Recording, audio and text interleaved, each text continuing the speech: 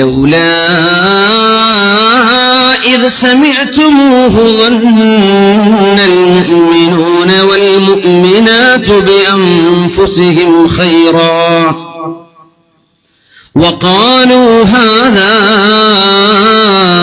إفك مبين لولا جاءوا عليه بأربعة شهداء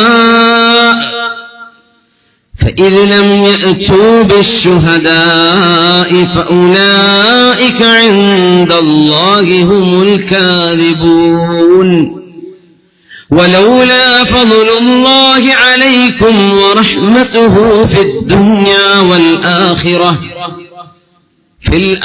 في الدنيا والآخرة لمسكم فيما أفضتم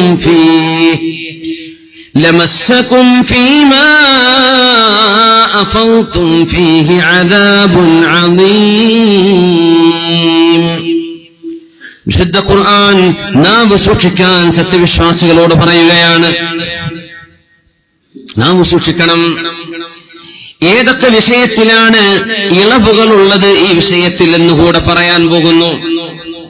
നാവ് കൊണ്ട് ഒരാൾക്കും ഇഷ്ടപ്പെടാത്തത് പറയാൻ പാടില്ലെന്നാണ് ഗീബത്ത് എന്ന് പറഞ്ഞത്. അതാണ് അൻ തദ്കുറ അഖാക ബിമാ യക്റഹു.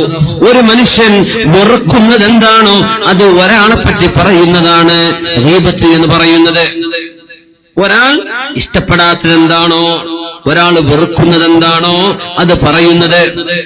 എപ്പോഴും പറയുന്ന പോലെ മുമ്പ് കാലങ്ങളിലൊക്കെ പറഞ്ഞാൽ കേട്ടവൻ കേട്ടു, കേൾക്കാത്തവൻ വിട്ടു, ഇത്രയായിരുന്നു.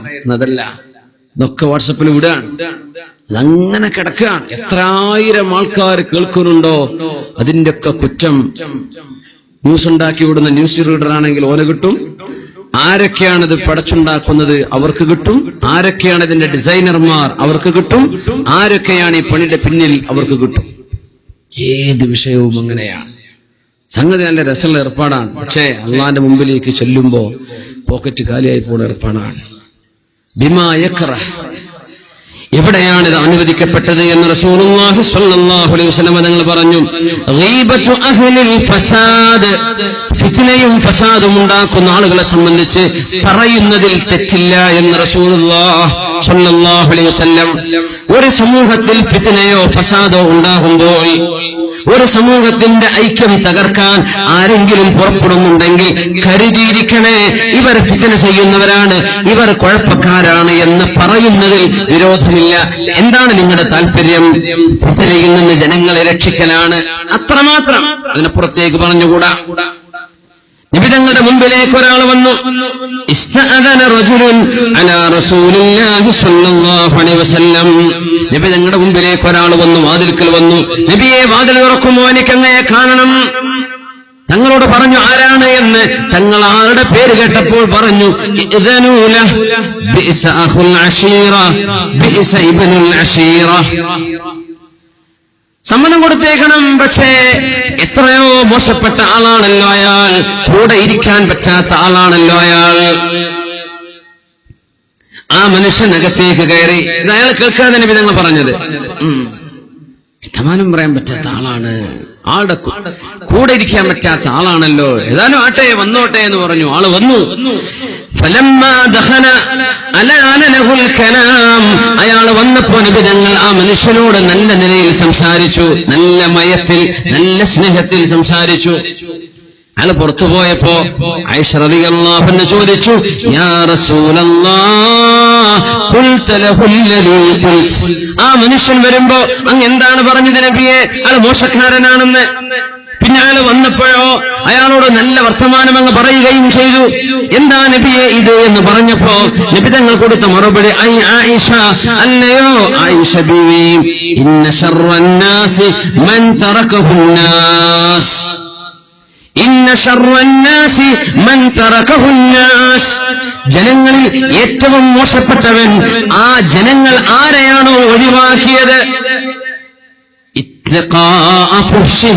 ഒരു മനുഷ്യന്റെ ദുസ്വഭാവം കാരണം ജനങ്ങൾ ആരെ മാറ്റിവെച്ചിട്ടുണ്ടോ അവനാണ് ശർറായവൻ.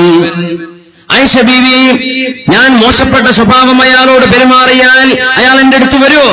ഇല്ല, അയാൾ എന്നെ ഒഴിവാക്കൂലേ?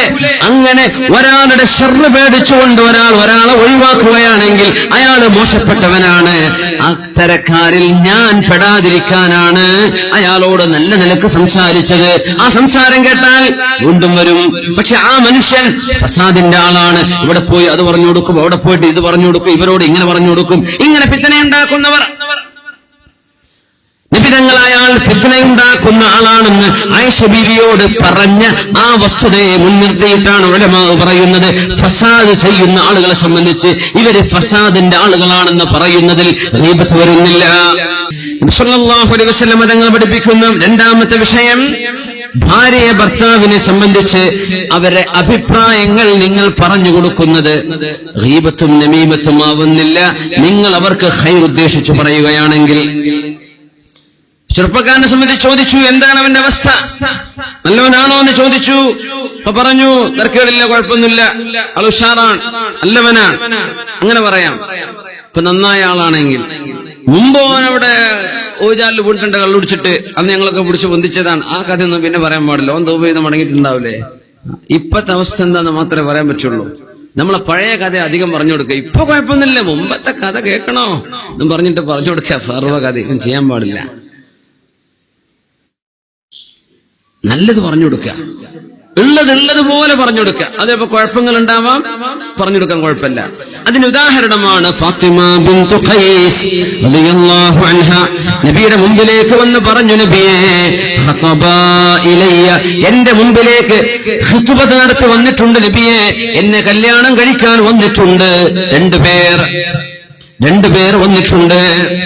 ഒന്ന് അബൂ ജഹലല്ല, അബൂ ജഹം റളിയല്ലാഹു അൻഹു, മറ്റേത് മുആവിയ റളിയല്ലാഹു അൻഹു. ഈ രണ്ടുപേരും എന്നെ കല്യാണം കഴിക്കാൻ ആലോചിക്കുന്നുണ്ട് നബിയെ, ഞാൻ ആരെയാണ് തെരഞ്ഞെടുക്കേണ്ടത് എന്ന് അല്ലാഹുവിന്റെ റസൂലിനോട് ചോദിച്ചപ്പോൾ നബി സല്ലല്ലാഹു അലൈഹി വസല്ലം തങ്ങൾ ആ പുതിയാപ്പിളയെ പറ്റി അഭിപ്രായം പറഞ്ഞു കൊടുത്തിട്ടുണ്ട്. എന്ത് പറഞ്ഞു? അമ്മ അബൂജഹം എന്ന് പറയുന്ന ചെറുപ്പക്കാരൻ തോളുന്ന് വടി താഴ്വെക്കാത്തവനാണ് എന്ന് പറഞ്ഞാൽ നല്ല അടികിട്ടവന്റെ കൂടെ ജീവിച്ചാൽ നല്ല ദേശക്കാരനാണ്.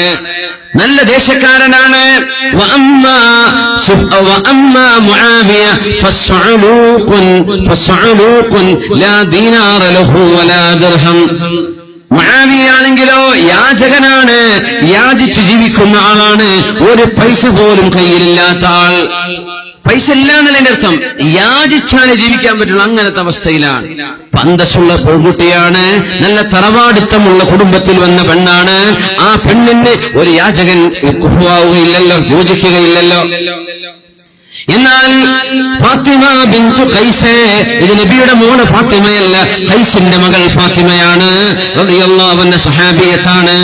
അവരോട് പറഞ്ഞു, നിങ്ങൾക്ക് യോജിച്ച പുതിയാപ്പിള അൻകിഹി ഉസാമ ഇബ്നു സൈദ്, നിങ്ങൾ ഉസാമ റളിയല്ലാഹു അൻഹുവിനെ കല്യാണം കഴിച്ചേക്കണം. നമ്മൾ നേരത്തെ പറഞ്ഞില്ലേ, ആ യുദ്ധത്തിൽ കൊന്നു എന്ന് പറഞ്ഞ ആ ഉസാമ റളിയല്ലാഹു അൻഹുവിനെ അവരെ കല്യാണം കഴിച്ചേക്കൂ. ഒരിക്കൽ പറഞ്ഞു.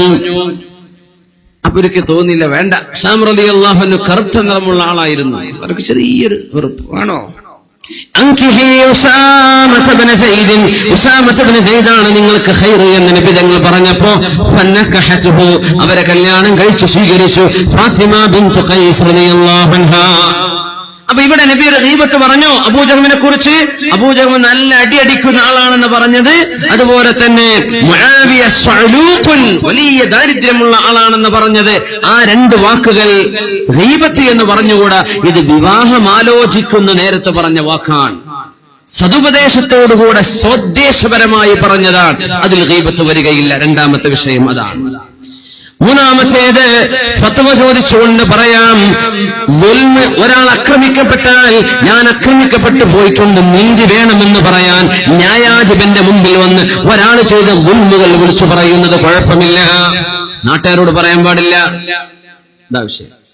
നമ്മൾ പറയില്ലേ, ആ മതിലേ ഒക്കെ എന്റെ സ്ഥലത്തപ്പെട്ടതാ, ഞാൻ ആ ഗൾഫ് പോയ ഇടയിലും കുത്തിയ മതിലാണ്, ഞാൻ വന്നപ്പോഴേക്കും മതിലും പെയിന്റ് അടിച്ച് കഴിഞ്ഞ് പൊളിക്കാൻ പറ്റൂലല്ലോ, എന്റെ സ്ഥലത്ത് കൂടെയാണ് അവന്റെ കാറ് പോണത്. ഇത് നാട്ടുകാരോടൊക്കെ പറയണ്ടാവും. കോടതിയിൽ പോയി പറയുകയാണെങ്കിൽ കുഴപ്പമില്ല.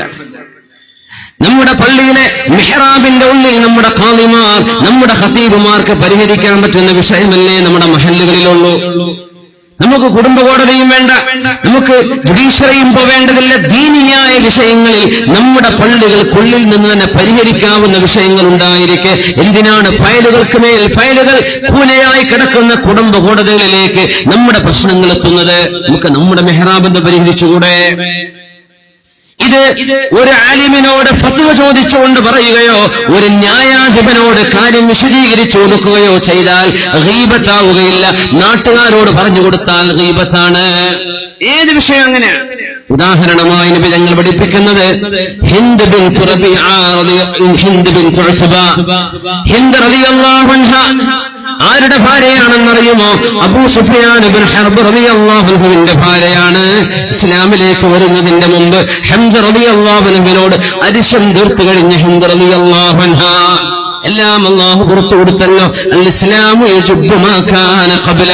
ഇസ്ലാമിലേക്ക് വന്നാൽ അതിന്റെ മുമ്പുള്ളതെല്ലാം അല്ലാഹു മാപ്പ് ചെയ്തു കൊടുക്കും. ആ ഹിന്ദ് റളിയല്ലാഹു അൻഹ അവർ രണ്ടുപേരും മുസ്ലിമായി. അബൂ സുഫിയാൻ എന്നവരും ഹിന്ദ് റളിയല്ലാഹു അൻഹയും മക്ക ഫതഹിന്റെ സമയത്ത് മുസ്ലിമായവരാണ്.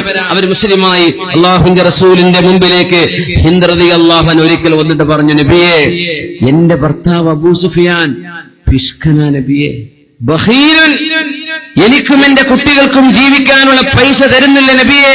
അതുകൊണ്ട് അബൂ സുഫിയാന്റെ സമ്മതമില്ലാതെ പോക്കറ്റിൽ നിന്ന് എനിക്കും എന്റെ കുട്ടികൾക്കും ആവശ്യമുള്ള പൈസ അയാൾ തരാത്തത് കൊണ്ട് എനിക്ക് എടുക്കാൻ പറ്റുമോ നബിയെ എന്ന് ചോദിച്ചുകൊണ്ട് വന്നു ഹിന്ദ് റളിയല്ലാഹു അൻഹ.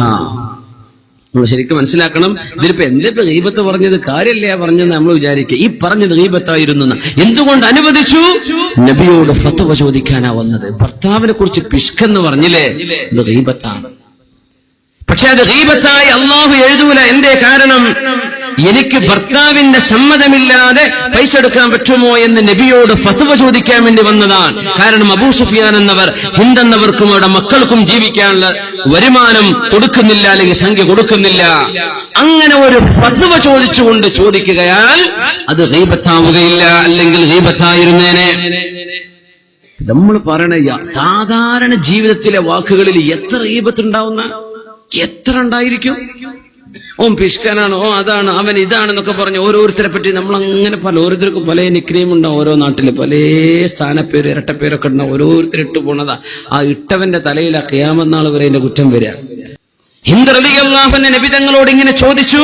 ആ ചോദിച്ചതിൽ ഗീബത്തുണ്ട്. ശരിക്കു പറഞ്ഞാൽ എന്റെ ഭർത്താവ് പിശുക്കനാണെന്ന് പറഞ്ഞില്ലേ, അത് മോശപ്പെട്ട വാക്കല്ലേ? അബൂ സുഫിയാൻ അവരെ ഇഷ്ടപ്പെടുവത്? ഇഷ്ടപ്പെടില്ല. പക്ഷെ അത് ഗീബത്തിന്റെ കുറ്റമില്ല. എന്തുകൊണ്ട്? ഇസ്തിഫ്താഉ വതദല്ലും, ഫത്വ ചോദിച്ചുകൊണ്ട് പറയാൻ, മസ്അല ചോദിക്കാൻ നബിയോട്. വിവരങ്ങൾ കൊടുത്ത മറുപടി, ഖുദീ മാ യക്ഫീകി വവലദകി ബിൽ മഅറൂഫ്, നിങ്ങൾക്കും നിങ്ങളുടെ കുട്ടികൾക്കും ജീവിക്കാൻ ആവശ്യമായ അത്ര നിങ്ങൾക്ക് ചോദിക്കാതെ എടുക്കാൻ പറ്റും. പെണ്ണുങ്ങളെ മനസ്സിലാക്കണ്ട ഭർത്താവിന്റെ പോക്കറ്റ് അടിക്കാൻ പറ്റുമെന്നാണ് ഈ പറഞ്ഞത് എന്ന് മനസ്സിലാക്കണ്ട. അതല്ല ഈ പറഞ്ഞത്. ചില പെണ്ണുങ്ങൾ അങ്ങനെ ഉണ്ടാവും. ഭർത്താവിന്റെ പോക്കറ്റിൽ ഒരു 100 രൂപ ഒരു ദിവസം, പിറ്റേന്നൊരു 500, പിറ്റേന്നൊരു 300.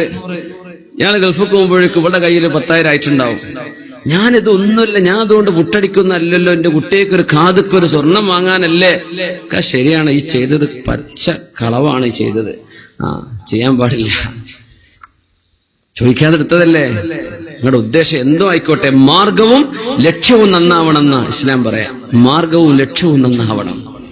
കുട്ടിക്ക് കാതൊക്കെ വാങ്ങണമെന്ന് കുഴപ്പമൊന്നുമില്ല. പക്ഷെ ഭർത്താവിന്റെ സമ്മതമില്ലാതെയാണ് ഈ പൈസക്ക് ഒരുമിച്ച് കൂട്ടി ചെയ്യാൻ പാടില്ല. പക്ഷെ നിങ്ങൾക്ക് ചെലവിന് തരാത്ത ആളാണ്, നിങ്ങളുടെ ചെലവിന് ആവശ്യമായത് മാത്രം അയാളെന്ന് എടുക്കാൻ പറ്റും, സമ്മതമില്ലാതെയും എന്ന് റസൂലുള്ളാഹി സ്വല്ലല്ലാഹു അലൈഹി വസല്ലം. നാലാമത്തെ വിഷയം മവാഖിഫു അഹ്ലുൽ ബിദ്അ. ബിദ്അത്തിന്റെ ആളുകളെ സംബന്ധിച്ച് പറയുന്നത്, അവര് ചെയ്യുന്നത് ബിദ്അത്താണെന്ന് പറയുന്നത്. ഏതെങ്കിലും ബിദ്അത്തിന്റെ ആളുകളെ സംബന്ധിച്ചുള്ള പരാമർശങ്ങൾ അതിൽ ഗീബത്ത് വരികയില്ലെന്ന് ഹസൻ അൽ ബസ്രി റളിയല്ലാഹു അൻഹു, അഹ്ലുസുന്ന വൽ ജമാഅത്തിന്റെ പ്രഗൽഭനായ ആലിമും ഫഖീഹും മുഹദ്ദിസുമായ ഹസൻ അൽ ബസ്രി റളിയല്ലാഹു അൻഹു, ലൈസ ഫി അസ്ഹാബിൽ ബിദ്അ ഗീബ, ബിദ്അത്തിന്റെ ആളുകളെ സംബന്ധിച്ച് പരാമർശിക്കുന്നതോ അവരെ സംബന്ധിച്ച് ഗൗരവത്തോടുകൂടെ ഉണർത്തി കൊടുക്കുന്നതിലോ ഗീബത്തിന്റെ കുറ്റമില്ലെന്ന് ഹസനുൽ ബസ്രി റളിയല്ലാഹു അൻഹു. നമ്മൾ മനസ്സിലാക്കേണ്ടത് ആരെപ്പറ്റിയെങ്കിലും ഏതെങ്കിലും ഗീബത്ത് നമ്മൾ പറഞ്ഞു പോയാൽ, പറയാൻ പാടില്ലാത്തത് പറഞ്ഞു പോയാൽ അതിന് പരിഹാരമായി ചെയ്യാൻ പറ്റുന്നത് അല്ലാഹുമ്മ ഗ്ഫിർ ലനാ വലഹു ഇത് പറയലാണ്. അല്ലാഹുമ്മ ഗ്ഫിർ ലനാ വലഹു. നമ്മൾ ചിലപ്പോ ഇങ്ങനെ പറഞ്ഞു കാട് കയറിപ്പോയി, ആരെങ്കിലും സംബന്ധിച്ചും പറഞ്ഞുപോയി, ഗീബത്തായി പറഞ്ഞുപോയി, ഒരു ഫാസിഖല്ലാത്ത ആളെ സംബന്ധിച്ച്, ഫിത്ന ചെയ്യാത്ത ഒരാളെ സംബന്ധിച്ച് പറഞ്ഞുപോയി, അല്ലെങ്കിൽ ഫത്വ ചോദിക്കാനല്ലാത്തൊരു വിഷയത്തിൽ നമ്മൾ അങ്ങനെ ഒരാളെ സംബന്ധിച്ച് മോശമായി പറഞ്ഞുപോയി. ഉടനെ പറയും അല്ലാഹുമ്മ ഗ്ഫിർ ലനാ വലഹു, അല്ലാഹുവേ ഞങ്ങൾക്കും അയാൾക്കും നീ പുറത്തു കൊടുക്കണമേ. അല്ലാഹുമ്മ ഗ്ഫിർ ലനാ വലഹു എന്ന് ആ സദസ്സിൽ വെച്ച് പറഞ്ഞാൽ ഇൻഷാ അല്ലാഹ് അല്ലാഹു അത് പുറത്തു കൊടുക്കുമെന്ന് റസൂലുള്ളാഹി സ്വല്ലല്ലാഹു അലൈഹി വസല്ലം. കഫാറത്തുൽ ഗീബ, ഗീബത്തിന്റെ പ്രായശ്ചിത്തം അതാണെന്നും നബി തങ്ങൾ പഠിപ്പിക്കാൻ. അല്ലാഹുമ്മ ഗ്ഫിർ ലനാ വലഹു. ആളിവിടല്ല, ആള് കേട്ടിട്ടില്ല, അപ്പോഴാണ് കേട്ടോ. ആള് കേട്ടിട്ടുണ്ടെങ്കിൽ അയാളോട് പോയി തന്നെ പറയണം, നിങ്ങൾ പൊരുത്തപ്പെട്ടു തരണം, നിങ്ങൾ പൊരുത്തപ്പെട്ടു തരണം, ഞാൻ ആ പറഞ്ഞത്, ഞാൻ എഴുതിയത്, ഞാൻ പരസ്യപ്പെടുത്തിയത് എനിക്ക് പുറത്തു തരണമെന്ന് നേരിട്ട് പറഞ്ഞാലല്ലാതെ അള്ളാഹു പുറത്തു തരൂല. ഭയങ്കര ഗൗരവമാണത്. അല്ലാഹു സുബ്ഹാനഹു വ തആല കാത്തുരക്ഷിക്കുമാറാകട്ടെ.